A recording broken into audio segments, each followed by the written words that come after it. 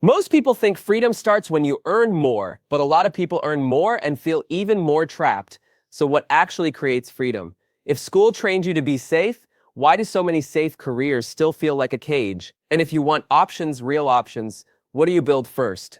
Hey friends, welcome back to The Passive Path. Today we're kicking off something new, a weekly series built around one idea: how to live life on your own terms. This isn't a get-rich pitch. It's more practical than that. It's about skills that quietly buy you time, choices, and breathing room. To help us unpack it, I'm joined by a fictional guest, someone who represents the perspective behind today's ideas. No credentials, no brand, just a clear way of thinking. Welcome to the show. Thanks for having me. And I like that you set the tone up front. This isn't about hype. It's about building options in a way that's calm, realistic, and repeatable. Let's start simple. When you say live life on your own terms, what do you mean in plain language? I mean, having choices you can actually act on. Not fantasies. Real choices like working fewer days, changing jobs without panic, taking care of your health without financial freefall, or spending time on projects that energize you. It's not one single thing. It's usually a stack: time freedom, financial stability, and creative freedom. You might want one more than the others, but they reinforce each other. People hear freedom and assume it's only about money. Is that a mistake? It's incomplete. Money matters because it reduces certain kinds of stress. But money alone doesn't guarantee freedom.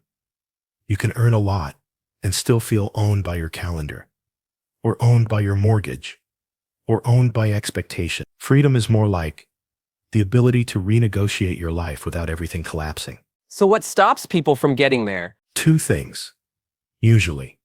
First, the default path teaches dependence. Second, people confuse security with options. A lot of us were taught, get a good degree, get a stable job, and then your life will be safe. But safe often means single point of failure. One employer, one paycheck, one schedule someone else controls. You said dependency. That's a strong word. What does that look like day to day? It looks like your entire lifestyle being designed around one income stream. And then your decisions start shrinking. You can't switch teams. You can't reduce hours. You can't say no, because the system isn't built for your preferences. It's built for your output. You might still like your job, by the way. This isn't anti-job. It's anti-no options. Okay, now I want to talk about why someone would start a series like this. Why separate freedom content from general productivity content? Because audiences are mixed. Some people want study tactics, focus tips, energy management, productivity in the classic sense. They don't want to hear about money, side income, or investing. And that's fair. Other people want the broader picture. They care about productivity because they want leverage. They want time back. They want independence. They want the ability to build something outside their job. Putting it into a clear series is almost respectful. It lets people opt in without resentment. So it's like labeling the shelf. If you want this topic, grab it. If you don't, skip it. Exactly. And it reduces the weird tension where half the comments are "this changed my life" and the other half are "stop talking about money." Let's move into the origin story behind the ideas. Where does this whole freedom obsession come from? It often starts with a question that makes the future feel real. Here's one that exposes a lot.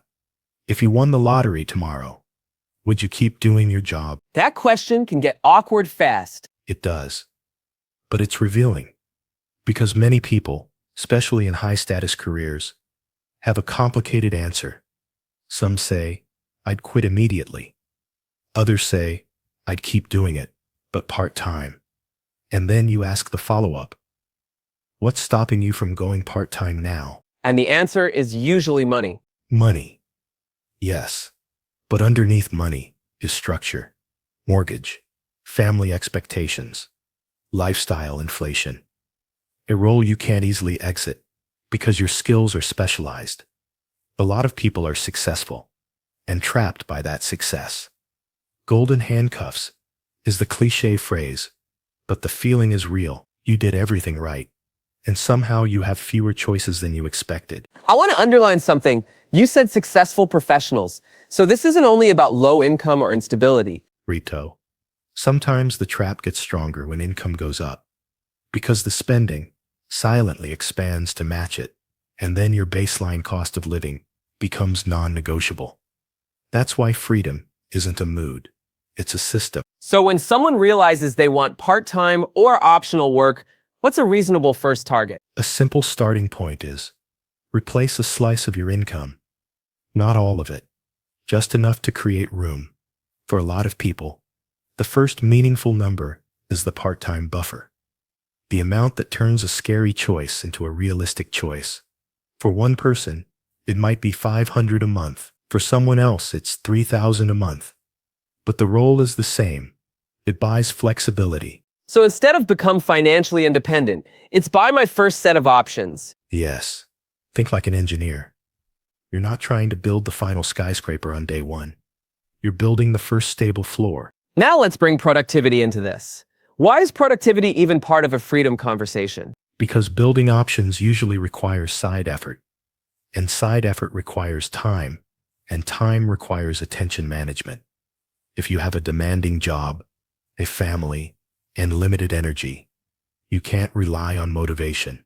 You need systems, time blocking, realistic planning, and protecting your focus. Productivity isn't about cramming more tasks into your day.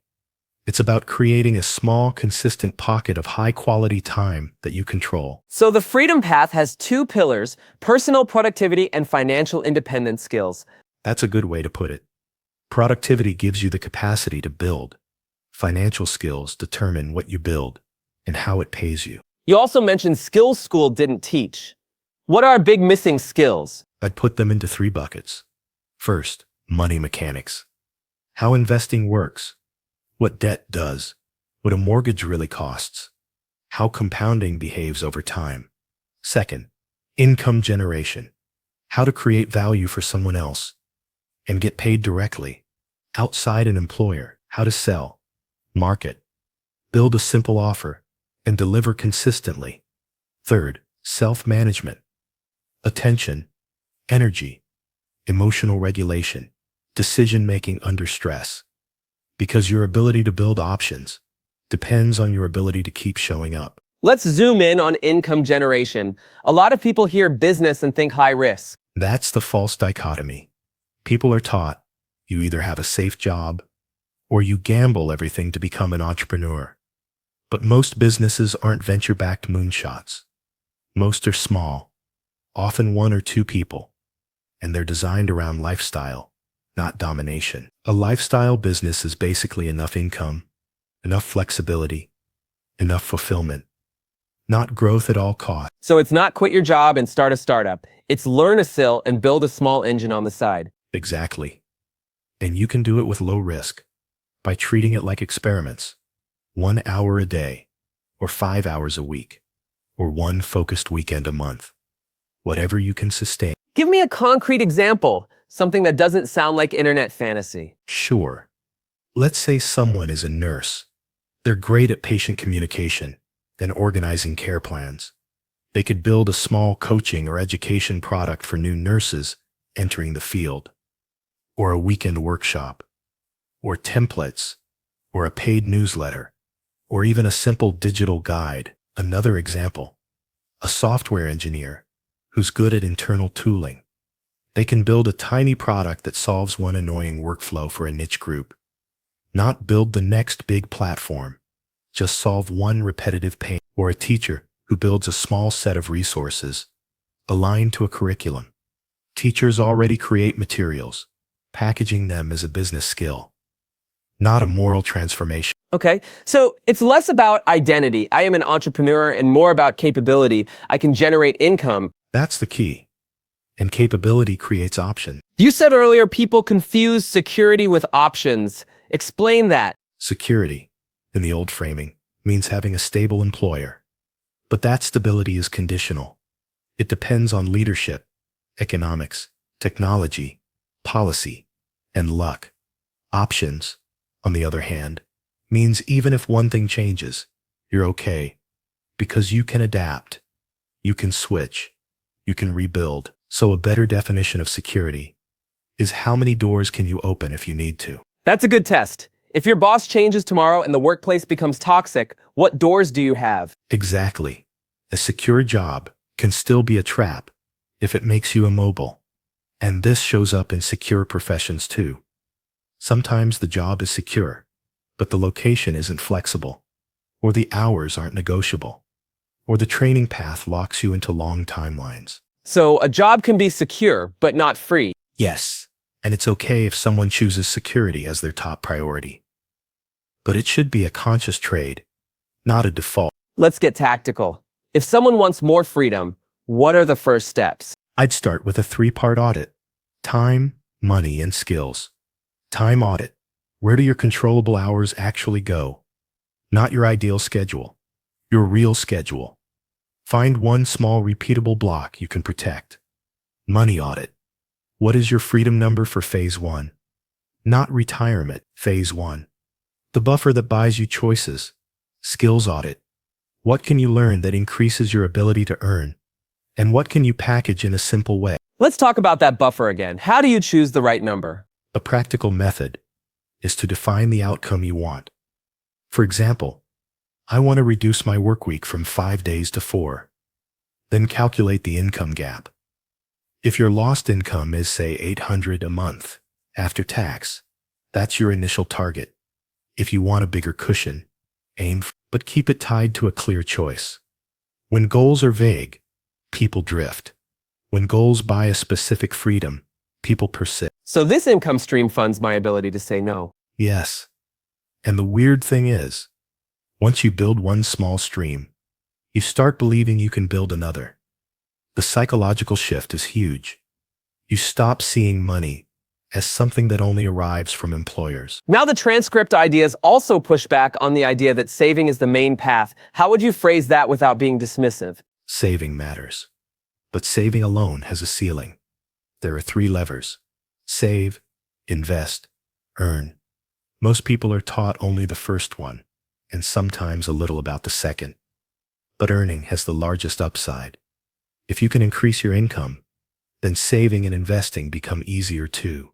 You're not squeezing your life to fund your future. You're expanding your capacity. So you can't budget your way into full freedom. Not usually. You can budget your way into stability. But freedom often requires either time, income growth, or both. And I think it's kind to say that out loud. Because some people feel guilty, like they're failing at budgeting, when the real issue is the income side of the equation. Let's ground this with an example. Someone says, I want freedom, but I don't want to start a business. What do you tell them? I'd say you don't have to start a business in the dramatic sense, but you should still build the ability to generate income independently. That could mean freelancing, or consulting, or selling a small product, or building an internal reputation that leads to better offers, or a portfolio that gives you negotiating power. The point isn't entrepreneurship. The point is option. You also mentioned the idea that skills can be learned. That sounds obvious, but people don't behave like it's true. Right. Because skills have a cost: time, discomfort, and beginner mistakes. But skills are the closest thing we have to portable leverage. A credential can help. A job title can help. But a skill travels with you. And skill stacking is powerful. One skill plus another multiplies your options, like writing plus sales, design plus teaching, coding plus a domain like healthcare or finance. So freedom is less about a single hack and more about stacking small advantages. Exactly. And doing it consistently. Now, part of this new series concept is making it feel like a show. What kinds of segments make sense without turning it into a gimmick? A few light, useful segments work well. A tool of the week that supports focus, planning, or income building. A concept of the week that reframes a common assumption. A question of the week pulled from comments so the audience can steer the next episode. The point is rhythm. It trains the viewer to think. Every week, I get one actionable idea. And it keeps the series grounded in real questions. Yes, because the gap between concept and reality is where most people get stuck. They don't need more inspiration. They need clarity on the next step. Let's get into the trap idea a bit more. You described a success trap. What are the early warning signs? Here are a few. 1. You can't imagine taking a month off without anxiety. Not because you love your work, but because the system can't handle it. 2. Your lifestyle has fixed costs that force you into decisions. Mortgage, car payments, subscriptions, debt, everything becomes mandatory. 3. Your skills are narrow and tied to one environment. If you lost your role, you wouldn't know what you'd do next. 4. You avoid making changes because it would be irresponsible. Sometimes that's wisdom. Sometimes it's fear in a suit. That last one hits. Fear in a suit. It's common, and it's not something to judge. It's something to design around. So what's the antidote? Build a small engine outside the main engine. Your job can be the stable base, but you slowly build an additional layer: skills, income streams, relationships, and savings that increase flexibility. I like the phrase optionality. Your future gets easier when you can choose, not beg. Now, investing shows up as part of the picture. How do you include investing without making it the whole story? Investing is the storage system for the value you create. If you're earning more and spending less than you earn, investing helps you compound the gap. But investing is not a substitute for the ability to earn. It's an amplifier. If your income is low and your margins are thin, investing is slow, still worth doing, but slow. So the sequence for many people is build margin, then invest margin. Margin comes from earning, saving, or both. If someone is overwhelmed, what's one calm way to start? Pick one lane for 3 months. Just one. Lane A. Increase earning ability. Learn a skill. Build a simple offer. Do small experiments. Lane B. Increase margin. Cut one cost that doesn't improve your life. Renegotiate one recurring bill. Pay down high-interest debt. Lane C.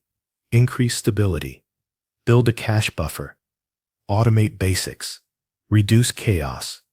All three matter, but trying to do all three at once can create paralysis. Okay, now I want to address something people say in the comments. They go, I'm here for productivity, not money. How do you respond without being defensive? I'd say productivity is still here. It's not leaving. But for some people, productivity is a tool for a larger goal. And it's okay if your goal is simply do your work well and have a peaceful life. You don't have to chase income stream. But for the people who feel trapped, money conversations aren't greed. They're escape plans. That's important. For many people, earn more is not about luxury. It's about breathing room. Exactly. It's about reducing the feeling that your life is one bad meeting away from panic. Let's bring it back to the series mission. If your mission is to help people live on their own terms, how do you even measure that? You measure it through stories and outcomes. Did someone go part-time? Did someone leave a toxic environment? Did someone start a small income stream that paid for childcare, therapy, or debt reduction? Did someone gain enough confidence to negotiate? Freedom is visible when choices change, not when someone feels temporarily motivated. And if someone has been helped, they can share their story. That creates a feedback loop. Yes, it also creates community proof. Because when someone else sees a story like theirs, they think, maybe this is possible for me too. Now let's do a quick practical framework.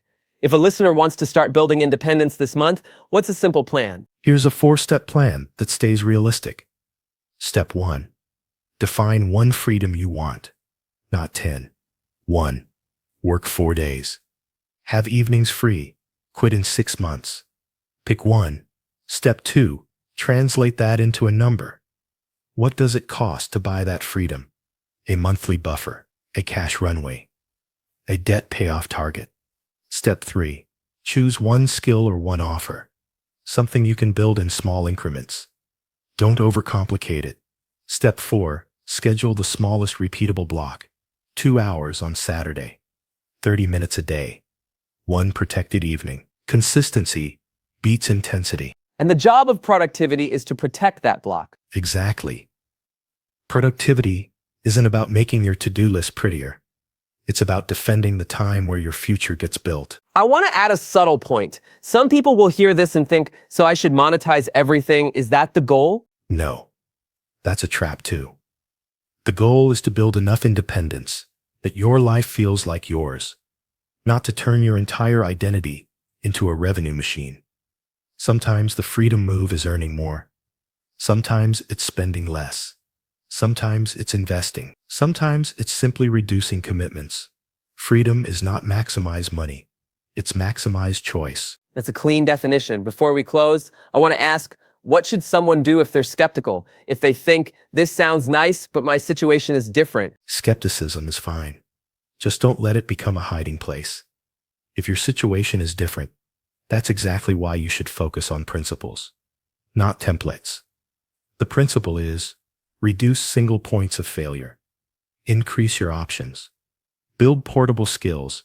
Create a buffer. You can do that in many ways, even in small steps. And if they're worried about risk, Then design lower risk experiments. Keep your job. Start tiny. Test ideas with minimal time and minimal money. The risk isn't starting small. The risk is being stuck with no alternatives if life changes. okay, let's land this. Here's what I'm taking away. Freedom isn't a sudden event. It's a system that creates options. School taught dependency. A lot of careers reward security, but quietly trade away flexibility. The antidote is building a second layer, productivity that protects your time and skills that let you earn beyond one employer. If you want to follow this series, each episode will focus on one idea, tool, or framework that helps you live more on your own terms. And we'll keep it calm, practical, and grounded. If you have a question you want us to answer in a future episode, leave it in the comments. We'll pull a few and build episodes around what people actually need. And if you're listening and thinking, I want more options, start small. Pick one freedom you want to buy. Turn it into a number. Choose one skill to build. Protect one block of time. That's enough to begin. Thanks for having me. And thanks to everyone listening. See you in the next one. Thanks for listening. This is The Passive Path. Talk soon.